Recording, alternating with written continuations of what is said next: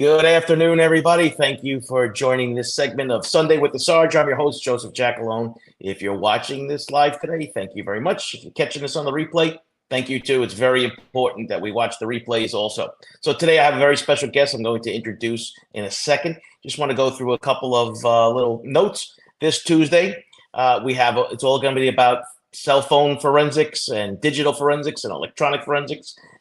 It's going to be an exciting show in regards to that. So don't miss it, because if you're thinking about how the Kohlberger case gets put together and some of these other things, I'm going to have your guest on Tuesday, 7 p.m. Eastern Standard Time, to be able to explain all that and break it down.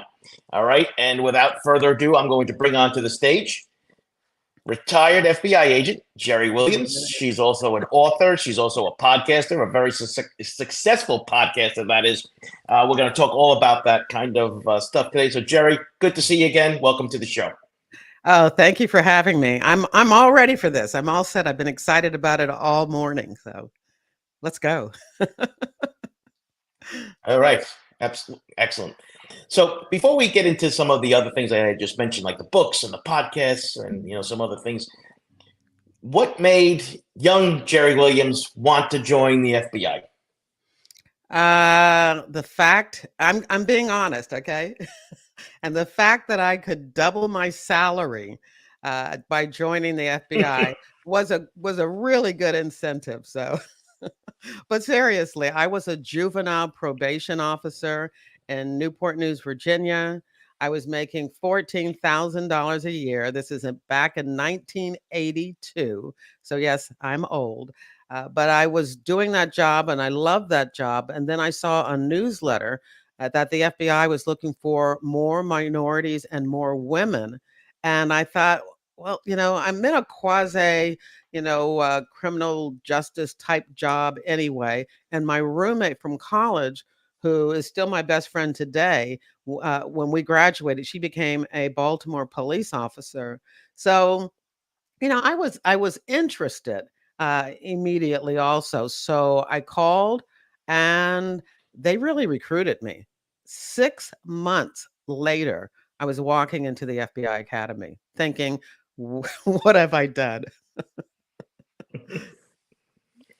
No looking back, though, right? You made a good choice. Excellent choice. I didn't think so for the first 4 years because it was really pretty rough.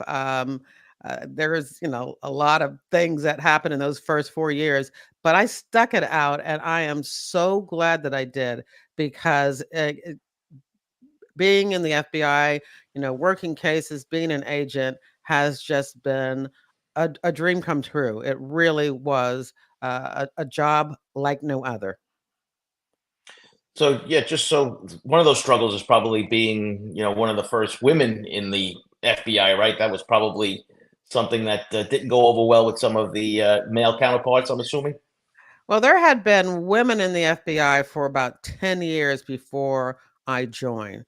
But that doesn't mean that there weren't offices that still weren't used to women, because we have 56 offices. And even if there were 200 women, they may have all been in other offices. So by the time I got to Norfolk, Virginia, I was the first Black female. I was also the first Black female when I was transferred to the Sacramento office. And I think, if I'm being honest, that the fact that I was a Black female was a little bit, still had some issues. For those guys that, were okay with getting into a car and partnering up with a woman, there still may have been, some hesitancy, getting in a car and partnering up with a Black female. So, yeah, there were issues. There were issues for the first 4 years. And then, I don't know if they went away or they just, I just refused to continue to let it be a thing. And like I said, after that, it was just a great job, a challenging job. And I'm proud to say I met the challenge. Excellent. Yeah, so since we're talking about this topic right now, I know the FBI announced last year that they wanted to increase enrollment amongst the agent ranks with females. And even in the New York State Police now have said that they wanted to make, I think, 30 or 35%. I have a lot of students that watch this, and most of my classes now are females. What kind of advice can you give young ladies that want to get into law enforcement? What would be your top piece of, so, or let's call it suggestion instead of advice? Do it. That's it. Do it. It is a wonderful profession, law enforcement. I think that some of the issues that you see and you hear about with aggressive behavior and and community policing not done right, a lot of those things I think would not be in existence or will be lessened the more women that come into the profession. When we look at it now, I think in law school and medical school, you have more women who are, in those positions than there are men. And, there may become a time where there are as many, at least, if not more, women in law enforcement. But this is the time to get in. It's really a great job. And I think women are absolutely needed more than ever.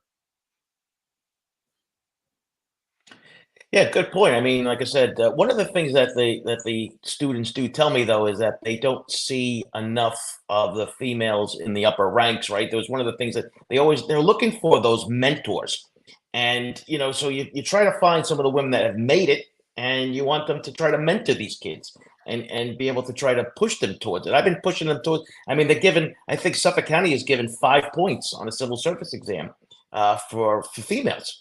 So, I mean, I try to explain to people on a civil service exam, 5 points is thousands of names you jump. Right. And I definitely believe in those type of efforts, but I do need to make sure that, women that come in understand that there are going to be some resentments. And those are the type of issues that I was talking about that are going to be there. They're going to be there. But that's okay. We can deal with it. We can definitely meet the challenge. Um, I think when we talk about mentoring, and this is going to be kind of controversial for me to say, but you don't always have to look for people that have titles to find good mentors. I mean, you need people with experiences, and there are many times where your leaders, your people with influence in an organization are not necessarily sitting in an office behind a desk. They're out there on the street. So, what you really want to do when you're looking for a mentor is to find those women that everybody in that department or on your squad or in your office go to, the go-to person. That's the person you want to mentor you, because it doesn't necessarily mean because you have a title that you are necessarily the right person. You want somebody who knows how to handle themselves on the street, when you're in law enforcement. Yeah, that's a great point, and I've been saying this all along. Just because somebody's in charge doesn't make them a leader. Unfortunately, we throw that word leader around way too much. Just because you got elected doesn't make you a leader. Just because you were appointed doesn't make you a leader. We need to get that through a lot of people's heads, specifically the politicians. Yeah, absolutely. And I think it's even more true in law enforcement. Yeah, right. Because when you're dealing with promotions and you're dealing with things specifically in civil service, not so much in the FBI, but you have to take a test for police departments to get promoted. And I said, just because you pass the test doesn't make you a good supervisor either. So Yeah. there is a lot of things a lot of working parts that unfortunately people don't understand, and until they speak to somebody like yourself or me, and you try to give them what the reality is, and we definitely want to see this succeed, right? I think getting more women in law enforcement is a good thing. And I said I work with plenty of men that shouldn't have been cops. So the issue that comes out, people always say, well, women can't do the job, right? That's the big thing, right? Oh, it's a physical job, this and that. And it's like, listen, you never know what's going to happen, when it's going to happen. Just take the test. That's the bottom line. Right. Absolutely. There is many situations where you can get into where if you're confident, you have confidence in yourself and you got common sense and you're using your brain, you can use those tools also. And it doesn't have to be a situation where you need your physical strength to get you out of an uncomfortable or potentially dangerous situation. And I think that's really the most important tool that you can bring to this type of a job. It's a job where you get to call the shots. And I don't think a lot of people understand that. As FBI agents are very much detectives, and detectives have their own cases and they're running them, and FBI agents have their own cases and they're running them. They're making those decisions every day. And if you're that type of person who likes to take charge and know that you can go into a situation with confidence, and I always define confidence by saying you can, no matter what the situation is, you'll be able to figure it out. You may not know what's going on when you first step into the room, or step into the situation, but you have the confidence to realize, I'm going to figure this out. That's confidence, and that's all you need, Yeah. really, in this job. Yeah, great point. Great point. So, before I want to get into the books. I want to get into all that stuff. But before we get there, one of your areas of expertise was the economic crimes. So, specifically like money laundering and extortion and stuff like that. So I teach an organized crime class. We just went through what the definition of money laundering. What's the easiest way? Probably you're going to give them a much better definition of what money laundering is and how it works. So if you wouldn't mind just doing that for us. It's when you get dirty money from an illegal activity and you do something to clean it. That's where the laundering, and cleaning it, you can buy something with it. You can uh, put that dirty money into a cash type business and commingle it with those funds, so it appears that the dirty money is coming from this legitimate business. You can invest it. You can do whatever is necessary to make that dirty money look like it came from a legitimate or legal source. Because if it stays dirty, then so many people are going to ask the question, which is, where'd that money come from? And so what you want to do is to be able to give them a answer that is acceptable. It came from my, dry cleaning business, or it came from the pizza parlor that I own. That's basically it. Taking dirty money, illegal money, and cleaning it up by making it look that it came from a legitimate source. Very good. Actually, I was trying to hold back my laughter because Jay just chimed in and says, "Can you explain that to Donna Adelson, please?" I don't know if you've been following Donna Adelson, but she actually, when she was laundering the money, she actually washed it with soap and water, and it got mildew or something like that. Something crazy, something stupid. But yeah, that's not the money laundering that we're talking about, right? We're talking about using ill-gotten gains and turning it into a good stuff. So yeah, I was trying not to laugh while you were talking there, but that was funny, Jake. So, right. So that's the money laundering aspect of it. And then, and you've done embezzlement cases and extortion. You have a specific case that you like to talk about? Well, I know that you are the organized crime guy, so I'm going to tell you a real quick case that I actually worked. Being the case agent. So I was working again economic crime, and one of the cases I had was a business to business telemarketing case, and that's where there was a boiler room set up to make calls to businesses to sell overpriced and overbilling them on invoices. And so I was working this particular case, and two of the subjects, when we went to arrest them, they came in for a proffer, and I think most people know that a proffer is where you actually provide information of your own incriminating information to law enforcement, with the understanding that unless they can find that information from another source, it won't be used against you. So these two brothers came in to talk about what I thought was just talk about their case. And they told us that they were being extorted by organized crime. And, we were like, matter of fact, the attorney turns to one of the brothers and says, "Are you going to tell them about the gunshot?" And I'm like, What are they talking about?" And two of the people that were extorting them had come into their office when they weren't paying the money that they had borrowed from the loan shark, and actually fired a gun at them, just whizzing past their head into the wall of their back office. So the first thing we did, of course, was to go to their office with our evidence response team and pull that bullet slug out of the wall, to actually corroborate what they were saying.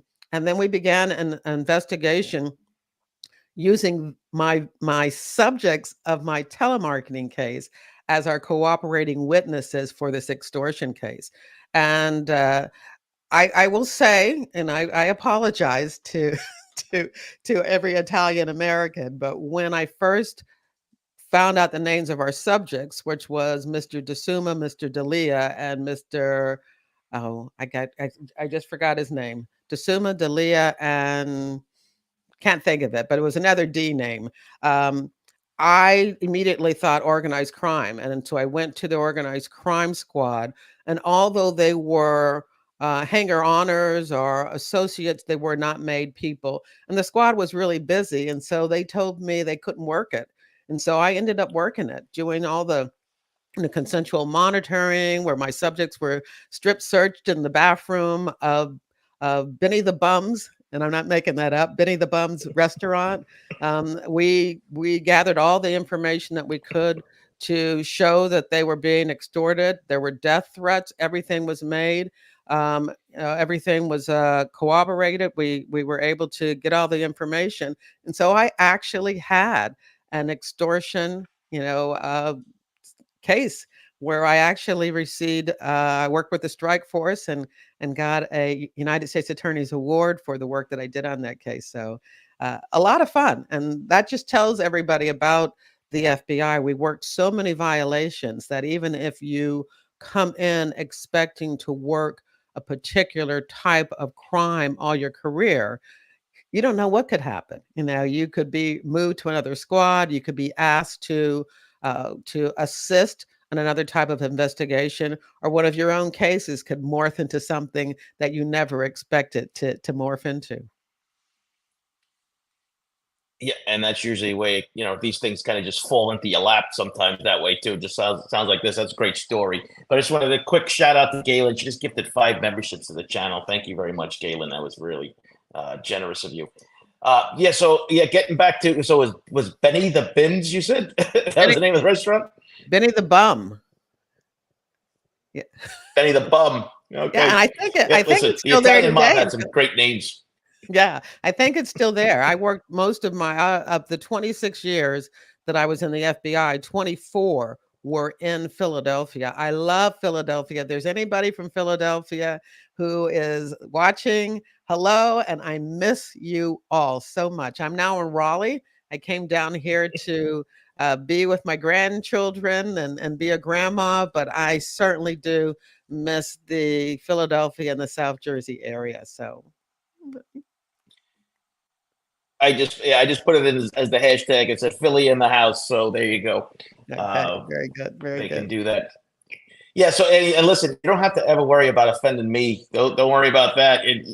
Just like John, both of us are pretty unflappable about that kind of stuff. So it is what it is. So don't ever feel that you have to worry about the Italian stuff with the mob. I mean, it is what it is, right? It's a stereotype that has a lot of truth to it. The Italians are in the mob, right? So and this one, the guys they actually had and these actually had my subjects in that case actually had a check cashing business, in North Philadelphia. So it had all the markings, and again, they were associates, and they were making the same type of threats, and they had an enforcer, and all of that happened, and there were weapons that were used, and they all went to jail, and it was a very successful investigation. And I was just thrilled that I was able to work this case, whether or not they were made associates or not. I mean, it still was a case that I would never have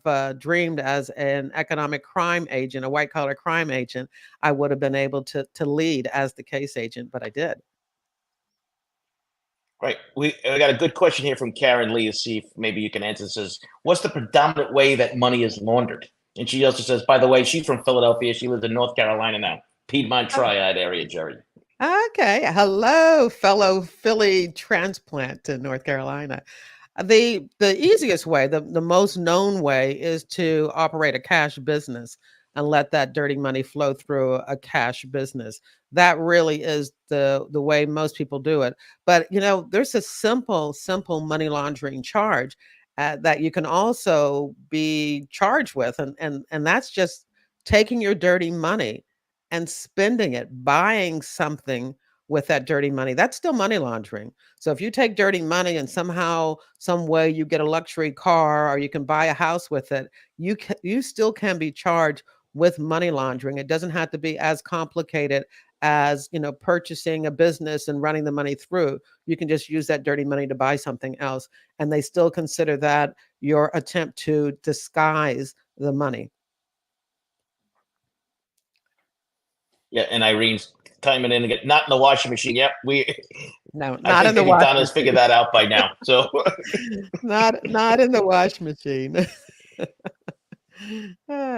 yeah, sometimes like I'm sure you spent your time in your career and you would just go, you just can't make this stuff up, right? I No, mean, no. you just can't make this stuff up. You tell people stories and they're like, there's no way.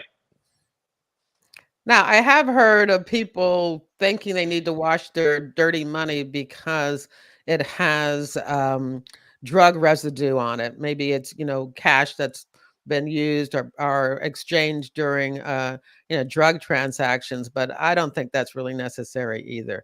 But if they're afraid that a drug dog, a drug canine is going to hit on the money, then maybe they'll wash it that way. But yeah, they need to be careful about drying it carefully and not getting it mildewed.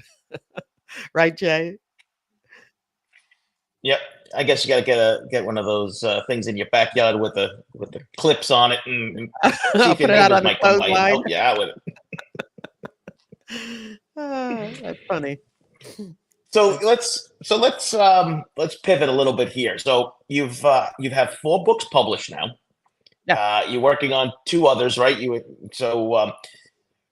Was this the plan? Did you want to get into the writing aspect of things once you retired, or while you were still working? Were you writing then? Yeah. So my first book took me 8 years to finish, and I actually started writing it before I left the FBI. It's a fictionalized version.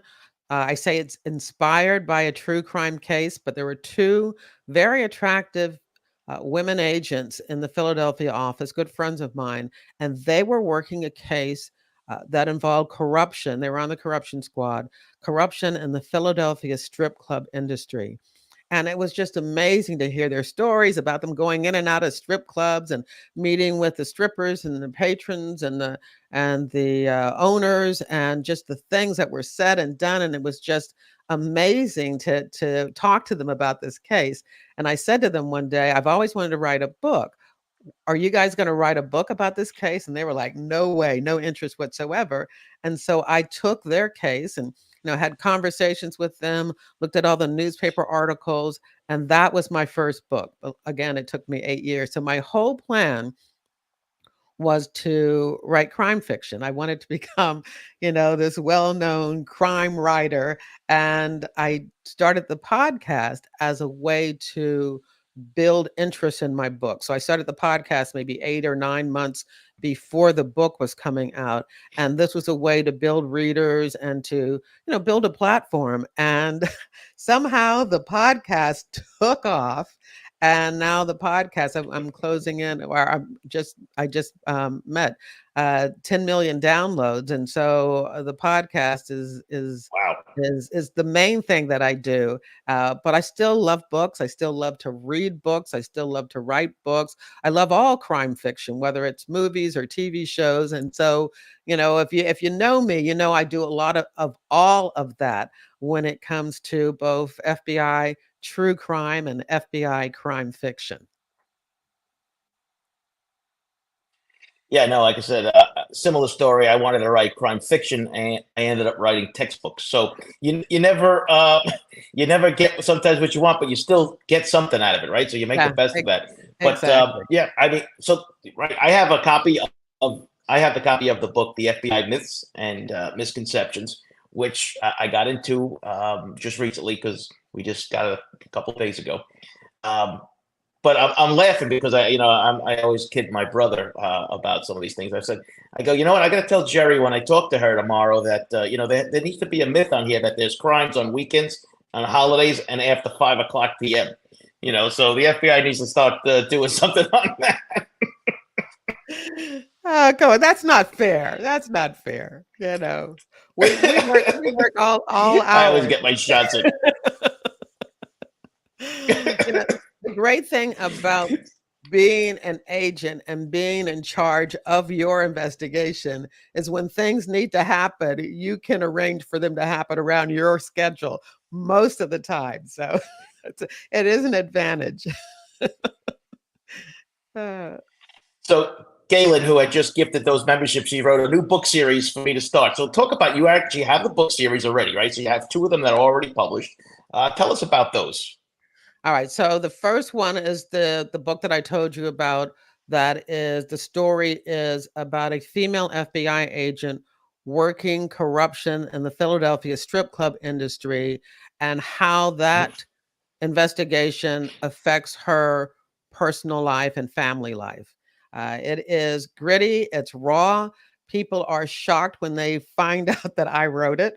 It's full of profanity and sexual assault and all of that. But again, we know, for those of us who write or who want to write, that it's not a story unless something happens. And so I created that book, and it's called Pay to Play.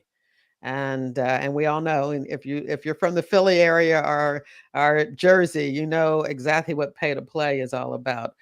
The other book is called Greedy Givers, and it is again inspired by one of my cases, which was a $350 million Ponzi scheme that was at the time the largest charity Ponzi scheme in the world.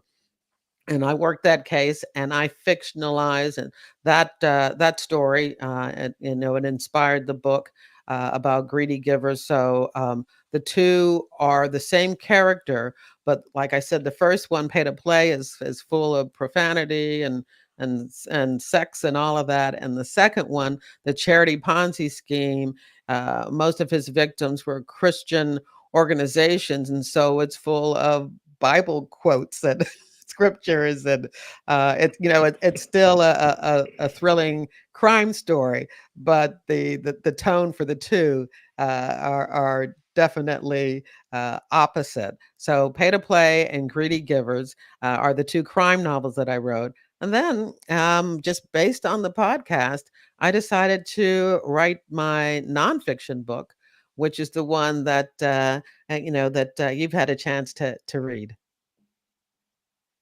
Yeah, I want to get back into that, but there's a good question up here. Probably one of the students might be watching this. Says, do you have any say on where you're stationed, and has your family provided any protection? Thanks for the great show. So I'm assuming, like, when you get into the FBI, can you get what you want? No. In all likelihood, when you sign up to be an agent, you sign up to be transferred anywhere in the country that we have an office. Now, my understanding is that there is more of a guarantee that you're going to get your top 5 or something like that. That's what I'm hearing.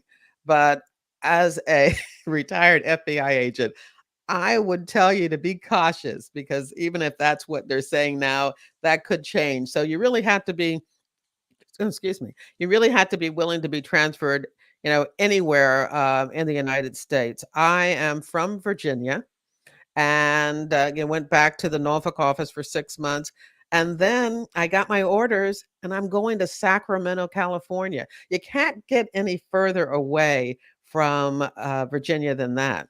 And then, I bought a house in Sacramento and was ready to settle down. And a year and a half later, I get transferred to Philly. So That's what happened, 40 some years ago when I was in. They're saying it doesn't happen as much now, but I don't know. I'm skeptical. But if you want to go to a large office, say like LA or New York, if you're willing to do that, if you're from those offices and you want to go back, my understanding is that you have a really, really good chance of being able to go back to a large office or select a large office and get transferred there. Yeah, I always say for the New Yorkers specifically, because I mean, you open your mouth somewhere else down south, you're in the New Orleans office, people are going to shudder when you speak. Yeah. So it's probably a good idea for that kind of stuff. But hey, listen, if I was doing it, I would have gone for a place where the cost of living was much cheaper, and you're getting paid the same amount of money as the guys and girls that are working in LA and New York, and your money's going to go a lot further. I mean, that's basically. People don't think about that. They're like, "Oh, I want to be in New York City. I want to be in LA." I'm like, "Why? Now there is Why? Go there is somewhere else." yeah, you do get locality pay for those offices that are, have a higher cost of living. And there is a locality pay, but, does it bring you up to, equal status than if you were someplace like Oklahoma City? Probably not. I think the FBI salary is going to go a much longer way in some of our, smaller offices than it will ever go, even with locality pay in some of the large offices. Right. So, and then about the protection for families, you really don't get that protection, but it's kind of there's been laws written, to protect federal agents and the judges and everybody else, right? I mean, you're not going to Yeah, have people it's stationed outside your door. Yeah. yeah, it's very, very rare that a threat is made to an FBI agent. There's more of a chance of a threat being made to a judge or a prosecutor than there ever has been with an agent. And I think a lot of that has to do is that the agents usually have face-to-face contact with their subjects, and we try to treat them with respect and empathy and understanding. And when you do that, they kind of understand that you're doing your job, and that resentment, that threat is not there as much as it is for somebody they look at as a critical parent that's forcing them to go to jail or to plea or do something they don't want to do. But if there is ever a situation where a threat is made to an FBI agent, the FBI will in a quick minute will snatch them out of there with their entire family and relocate them, someplace else. They are not going to take that, casually. If there is a threat, a legitimate threat, that agent will be transferred. He will be protected. She will be protected. Yeah, I mean, and if you look at, there's a couple of mobsters now that have podcasts on YouTube, and they actually even talk about like some of the FBI agents that they arrested them. They like hang out with them now. Everybody's retired, and they're doing Yeah, all this stuff yeah, just because they even said it's not personal, just yeah, business. yeah. It was Just just business, business. nothing personal. That was the game. It makes, and Yeah. again, So I let's talk talk about a little crime. bit more now. Let's No, go ahead. no Well, no I no would. so, no finish up what you said there. They, Yeah, okay. And for those who are listening, there's a little bit of a time delay, so that's why we're stepping on each other just a tiny bit. But the I was going to say in crime fiction, because again, I really love crime fiction. You see that a lot where there's a threat, where somebody is, going after the law enforcement officer. That really is a cliche. It just doesn't happen in real life, but boy, it does make good crime fiction. It really makes a story move fast and exciting. So I'm not mad at them for putting it in, but in reality it just doesn't really happen as much as you would think. yeah, now things TV shows have changed dramatically. I want to talk about TV shows and the FBI, but I want to before we get into that, I want to get back into the FBI myths and misconceptions book that you have out there. It's a great tool so far. I'm not finished reading it yet, but it's a great tool for somebody who wants to write a fiction story about the FBI and actually get their facts right. Was that like the initial intention, or was this Yeah. kind of like one of those things where you're just fed up of hearing about things? No, it really was to help crime writers and producers and script writers and novelists, to get the FBI right. Because even though I enjoy crime fiction, there are many times where I roll my eyes or want to take my shoe off and throw it at the TV set because things that could have been written more authentically and more accurately weren't. And I'm like, why are we still putting out that tired cliche and misconception? And so I actually wrote this book for that purpose. I think on the beginning, matter of fact, I have a copy here. I say that the book is for debunking cliches for those who read, watch, and write crime dramas about the FBI or have always wanted to be a special agent. So, it's for people that are interested in learning the truth about the FBI. I've given, presentations to Mystery Writers of America, Sisters in Crime, the Thriller Fest. I really want to allow writers from all areas to be able to write good crime fiction about the FBI. Right, and accurate too. I mean, so it's like, so for instance, I like you talk about the fact like the FBI agents, their job is not to investigate murders, right? I mean, they get invited into the case unless there's a federal nexus, right? I mean, that's but most of TV, right? As soon as the FBI comes in, everybody's off the case. The FBI is running it, and you just kind of sit there and laugh. Yeah. And that really is the purpose of the podcast too, talking to agents about their real cases. And I'm okay, if a writer is listening to one of the agents talk about a case and they get inspired, for a plot twist or, a scene in their book, that's great too. These are just, stories that we're all telling. And if you can inspire somebody to tell an authentic story that is accurate about the FBI, then we can get rid of all these cliches and misconceptions. So, I'm out here for everyone to learn about the FBI. Yeah, speaking of the podcast, I listened to. I'm not finished because it was a two-parter. The one about you had the retired FBI agent. I forgot his name, and there was a lawyer too, and you were doing the investigative genetic genealogy. Yeah. Yeah, I met those two at Yes, CrimeCon. that's exciting stuff. Yeah, which is where I met you also at CrimeCon, but I met them at CrimeCon, Yeah, and when I learned about how you have CODIS, which is where at a crime scene you can collect DNA, and then hopefully you'll find a subject and you can, test his DNA to see if it comes back to the crime scene.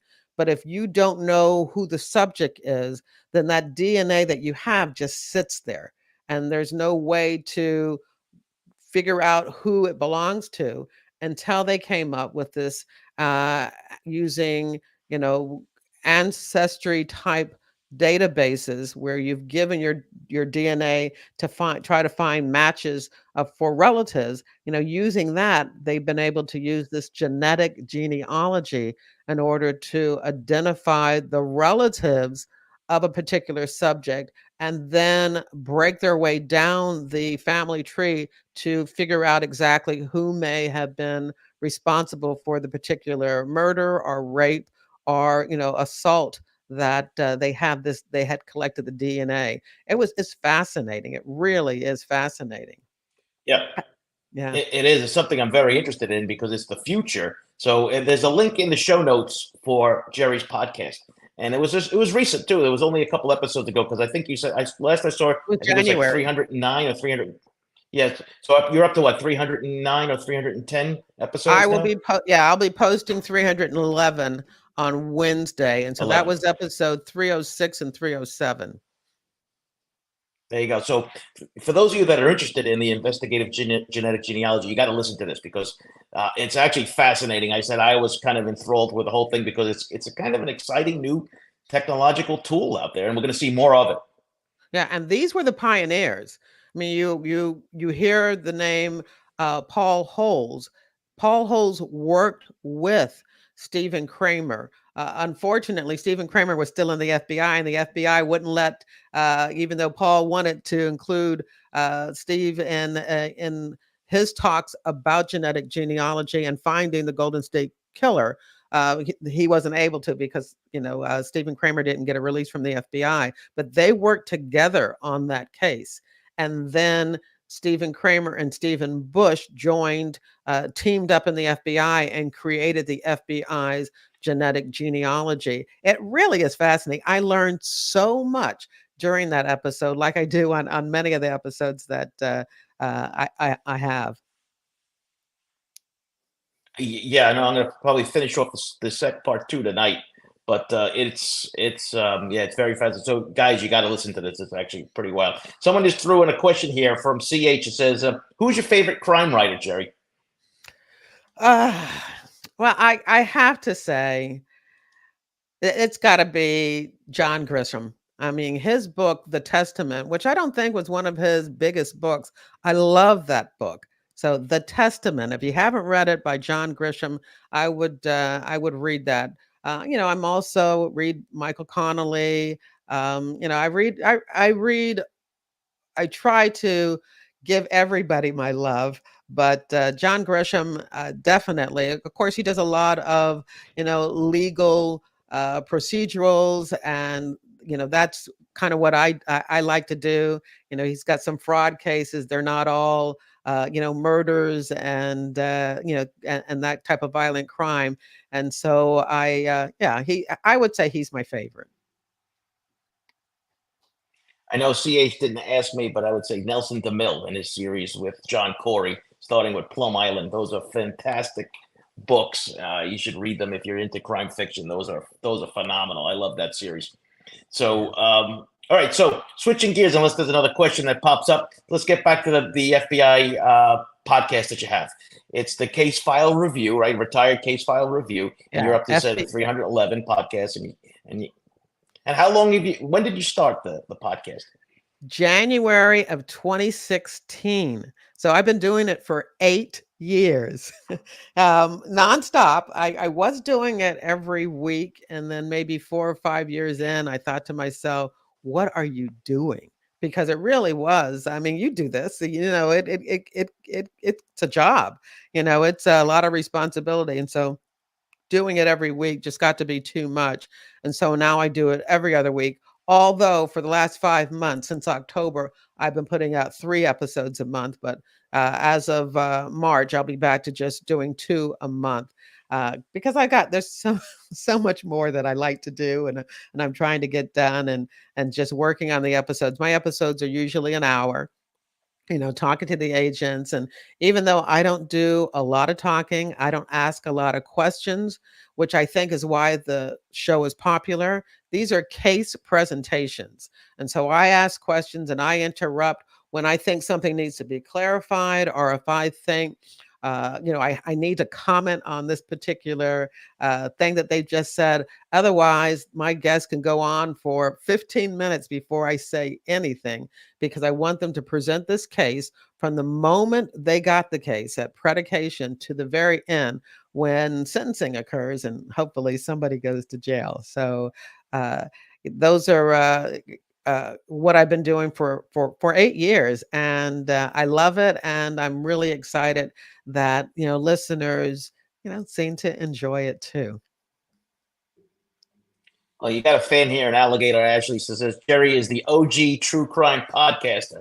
So there you go. And then Thank you. Becky kind of followed that up with, "Yep, she really is." So there you go. So you have a following of people that you are unaware of, but they are showing up here today en masse, which is great. So Thank you all. Thank you all. Yeah, they don't get to see me often because my podcast is audio only. I have been rejecting and pushing back from going into video. I don't even record the video anymore. I record audio only.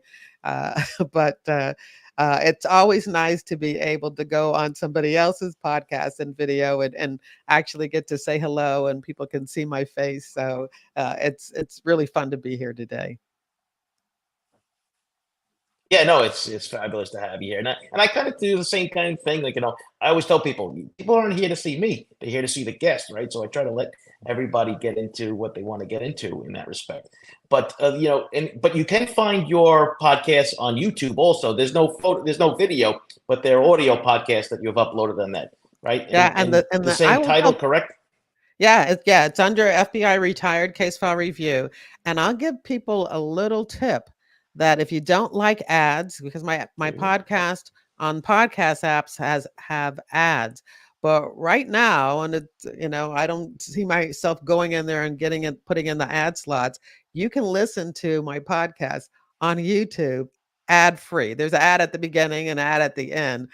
So while you can, you've got all 311, or will be 311 as the next Wednesday episodes to listen to, and you don't have to worry about ads. At least until my lazy butt gets around to putting the ad slots in. But yeah, the podcast is here on YouTube too. Uh, so Karen Lee has a question for you. Says, Jerry, you're going to Crime Con Nashville this year? I went to CrimeCon last year, and before I left, I told everybody I will be back. And then I found out that it's the same week as Thriller Fest. And so, for those of you who are watching, who are crime writers, you know that Thriller Fest is the biggest international crime writers conference. It's been going on for, I think, 13 or 14 years, and I've gone 11 or 12 years in a row. It's in New York. It's all your major, like Dennis Lehane is one of the speakers this year. And Dennis Lehane, I love him too. He's one of my favorite too. So it's the same week. And I had to make a decision. So no, I won't be at CrimeCon Nashville this year. I will, hopefully I'll be back on Podcast Row, and it's not a conflict in 2025. But yeah, there's a conflict, and I decided I was going to go to Thriller Fest. So I won't be there. I'll miss you. Well, yeah, there's always next year, or maybe you get onto one of the cruises that they Oh, have. yeah, that Right? There's sounds all nice. kinds of stuff I they like do the there. cruise. Yeah, that's good. So, is there any advice that you have for somebody who besides, like I always tell people, just write, right? But if they want to get involved in writing, whatever their expertise is, because I always say everyone has an expertise. If you're a parent, you have an expertise. If you're a plumber, you have an expertise. What would be Jerry's advice for people who want to write? Well, of course, do it and write. But I also Right. say be precious when especially if you're new, be precious with your work and don't just show it to anybody. Don't show it to your best friend or your mother or someone that wrote a book. Find people who enjoy your genre and who are willing to give you fact-based, honest opinions, because I always tell this story. I won't say his name, but I wrote a book. When I was writing my book, I had maybe several chapters in, and I let one of my friends, FBI agent friends, read it, and he was like, I don't like it. It's not any good. Have you thought about getting a ghostwriter? He actually was writing a book with a ghostwriter, and I was like, you don't get a ghostwriter for fiction. And I was devastated that he didn't like my book and that he didn't enjoy it. And then maybe 3 or 4 weeks after he had crushed my goals and crushed my dreams by telling me my writing wasn't bad, he said, I haven't read a book in 20 years. I'm just not a big reader. And I thought, what the? So I had given my precious little baby project of a writing to somebody who didn't even read books, and for weeks was crushed by his evaluation, which was worthless, worthless. So make sure that as you're learning to write, as you are putting your story together, that you share it with those who can give you constructive advice, who know your genre. Don't give your crime novel to somebody who writes romance, because they're not going to get the tropes, they're not going to get the scenes and the plot twist. Find somebody who enjoys, even if they're just a reader, enjoys crime fiction, who can give you constructive criticism, constructive advice, but be precious.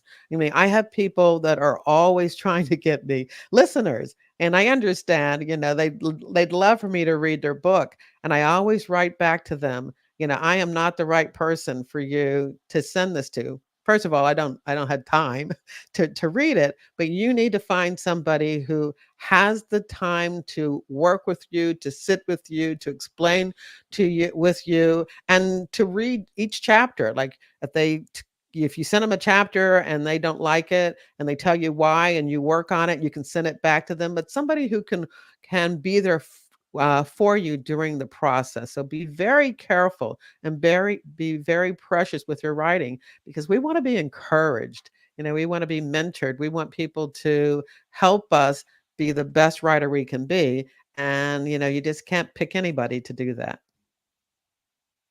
Yeah, that's great advice. And like I said, and I'll just throw one other suggestion in there too for people that want to write. Look at your local libraries or even bookstores. They sometimes have writing clubs, and they get there, and there's it's like a self-support group, and that's what they do. So and they get a chance to read things publicly too and get critiqued. So yeah, if you're not willing to get critiqued and have a negative critique, that might not be the best venue for you either. But you kind of have to have a turtleback shell, because some people can be honest, right? Yeah, I mean, they it's can just be people honest. just honest, and that's what you're looking for.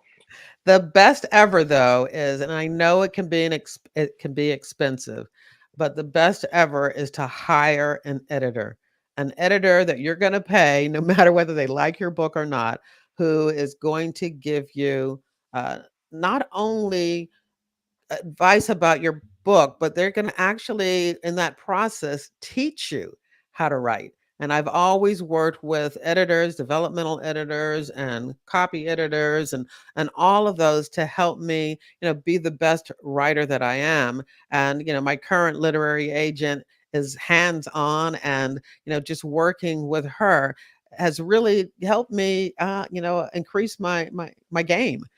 So I really want to encourage people to write, to pour your heart out on the page, but don't get discouraged. Writing is, it's a talent, but it's a talent that can be learned, and so anybody can do it, but it Yep, is not easy. just like policing and interviewing, right? Yeah. Yes. So we gave the advice for books. Let's give the advice because you have a very successful podcast. What was some of the things that you wish you knew back then when you started that you've learned now, 300 and almost 11 episodes into this? Audio, audio quality. The very first, I'm embarrassed to say this, but my very first podcast episode, I recorded on my cell phone. I took my phone and I was interviewing somebody and I just held it up to them and they spoke into it. And that episode is still my first episode. It's not that bad. I've gone back in and I've fixed it. But there are others where the quality was just really, really poor. Really good interviews with good content, but I didn't know enough about. That was before I got the big fancy, Shure microphone and things like that. But you don't have to go overboard and get one of these. But you really do need to think about quality, because it's very intimate. You are in somebody's ear. They are listening to you, and if there are bad quality audio, if it's echoing, or there's background noises, or there's mouth noises and things like that. It can be very, very irritating, no matter how good your content is, if your audio is bad. So I wish I had really known that more at the beginning, because there are some really good episodes that I got early on that, are hard to listen to even for me now, because I know what good quality audio sounds like. Yep, great advice. Like I said, as a lot of people are learning, going through this. So there's a lot of people that are starting, podcasts now too. I mean, there's all kinds of books you go to. Like I said, go to you go to the bookstore, and there are starting podcast books and podcasting for dummies. But I think, yeah, up there on the top of the list is definitely the audio quality. Like you said, somebody's taking it on a walk. They're putting it in their phone and they're listening to it, and they're going for their jog or what have you. So the quality has to be phenomenal when you're doing an audio podcast for sure. Yeah, and I don't know if I'm supposed to announce this. I'm probably not, but don't tell anybody. But at Thriller Fest this year, for those of you who are going to Thriller Fest, I am going to be putting on a class during Craft Fest with a good friend of mine, Maddie Dalrymple, and we are going to be doing a class just on podcasting for authors and how you can use your podcast as either as a host or a guest to help sell your crime fiction and true crime books. So again, I hope it's okay for me to announce that the schedule is not up, but that means a lot to me. And the thing about podcasting is that you don't know all the doors that it can open. You get to meet so many fascinating people, and I know you feel the same way, Joe, about that. You get to meet so many people as they come on your show. Of course, I only interview retired and former FBI employees, so my area of of being able to get out there and reach people is a lot smaller for my show. But I get to guest on other people's show and meet some fascinating people. And can I, and I know some people already know about this, but I got the most fantastic, side gig out of podcasting. And, I've been doing consulting. I'm an FBI consultant for TV shows. And so that's been a lot of fun too. That's excellent. So there you go, right? So there's an added bonus so that people, like I said, if you're an expert in something. So before we let you go, because you just brought it up, let's hear the TV show that has the FBI, your least favorite and your favorite. So let's start with that. So let's start off with your least favorite representation of the FBI on a TV show. I'm going to hurt a friend of mine's feelings because he's actually the FBI agent producer or scriptwriter on the show. But Criminal Minds was a little over the top because we all know that profilers are not, jumping onto private jets to fly out all over the country to take over a murder or serial killer investigation. I mean, that's not what profilers do. So they're consultants to help the investigator, solve their unsolvable case. And so that one had a lot of cliches, but I mean, it was a fascinating case. I mean, fascinating show that went on for, I think, 12 years that everybody loved. The acting was great. The excitement was great. But as far as being authentic, not so much. My favorite one would be Mine Hunters, which was on Netflix, and that was a fictionalized version of John Douglas, who I also have interviewed on my podcast. I love Mine Hunters. It only had 2 seasons. They keep teasing us with the possibility of a 3rd season, but I love that. But my other favorite show is the one that has not come on yet, and that is J.J. Abram and LaToya Morgan's new show that I've been working on for over 2.5 years, 3 years now. Between COVID and the writer's strike, it hasn't come out yet, but it's called Duster, and it's going to be on Max. And I've read every script. I've signed an NDA, so I'm not going to tell you, Okay. I'm not going to tell you anything more, but I love that Good. show. And I can tell you that it features the first Black female FBI agent. And like I said, I'm a consultant on that case. And I think the show is going to be fantastic. And I can't wait until it comes out. Okay, that's fantastic. So listen, when the show does come out, I want to have you back on so we can talk about it, because I will watch it and we can discuss it and break it down for everybody. I think that would be fun. Yeah, I think I'll give you a little hint.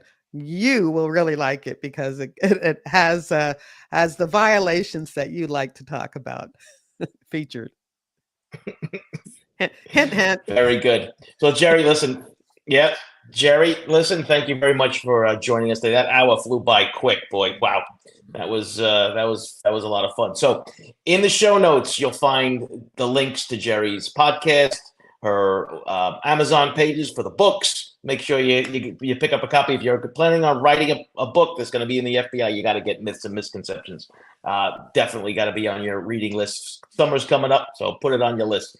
Jerri, listen, hang out 1 second. We're going to end. Everybody, thanks for watching the live. And if you're watching this on the replay, I appreciate it too. Everyone have a great day, and we'll see you Tuesday night, 7 p.m. Bye-bye.